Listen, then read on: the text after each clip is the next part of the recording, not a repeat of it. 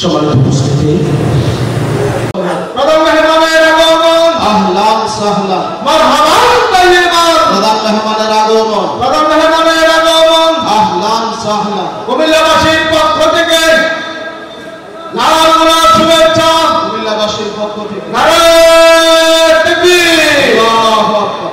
সম্মানিত উপস্থিতি, আজকে এই সম্মেলনে মুআজ্জাজ প্রধান মেহমান বাংলাদেশ সাল্লাল্লাহু আলাইকা ইয়া রাসূল, এবং যারা আমার নিদর্শনাবলীর প্রতি দৃঢ় বিশ্বাস রাখে, সুবহানাল্লাহ। যারা ইমানদের শক্তিশালী হবে, মজবুত হবে, ইমানদার হবে, তারাই ইমাম হবে, সুবহানাল্লাহ। আরেক আয়াতে কারিমার মধ্যে আল্লাহ পাক ইরশাদ করেন, ইয়াউমা নাদউ কুল্লা নাসিন বিইমানিহিম, কিয়ামতের দিন প্রত্যেক পুত্রকে তার ইমামের নামে হাসরের ময়দানে আহ্বান করা হবে।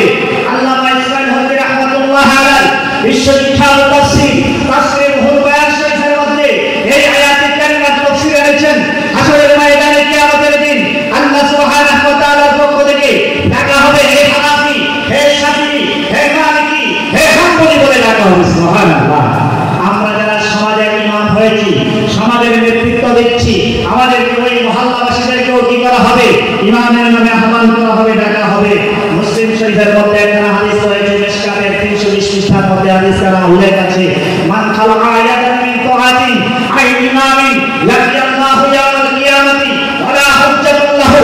নবীজি বলেছেন, যে ব্যক্তি একজন ইমামের আনুগত্য থেকে সে খালি হবে, শূন্য হবে, লাকিয়াল্লাহু ইয়াউমাল কিয়ামাতে, সে আল্লাহর সাথে কিয়ামতের দিন সাক্ষাৎ করবে, ওয়ালা হুজ্জাতুল লাহু, তার কোনো দলিল থাকবে না।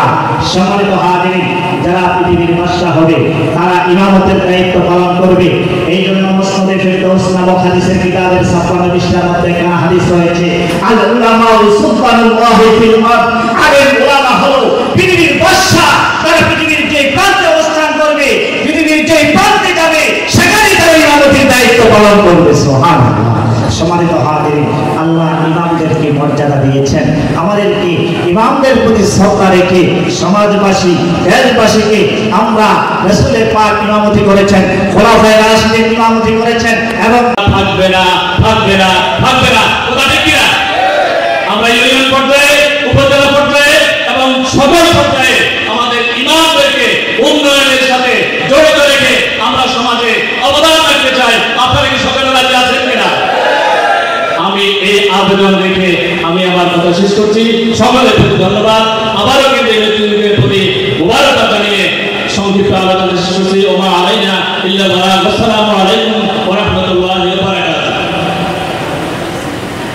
এখন সালাম নিবেদন করছেন বাংলাদেশ জাতীয় ইমাম সমিতির কুমিল্লা মহানগরের সম্মানিত সভাপতি জনাব আলহাজ হাফিজ মাওলানা ইয়াসির নবী আল গাজীপুরি সাহেব।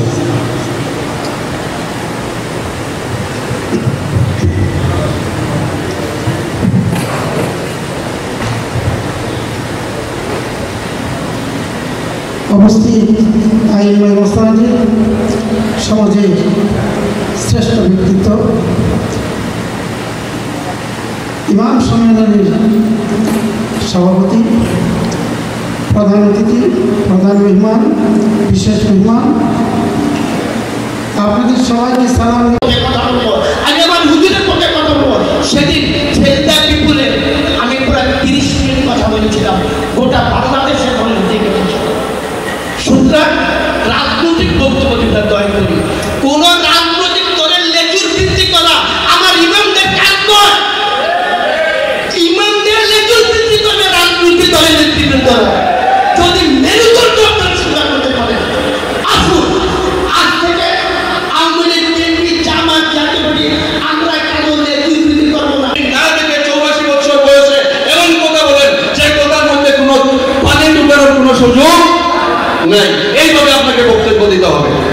আপনি সংগঠনকে যদি চাঙ্গা করতে চান, দীর্ঘ 17 বছর আমাদের সংগঠন এই দেশের মানুষের কাছে, এই দেশের প্রশাসনের কাছে আমাদের সংগঠনটা জিম্মি ছিল, আমাদেরকে নির্দ্বিধায় কথা বলতে দেওয়া হয় নাই। কিন্তু আলহামদুলিল্লাহ, শুকরিয়া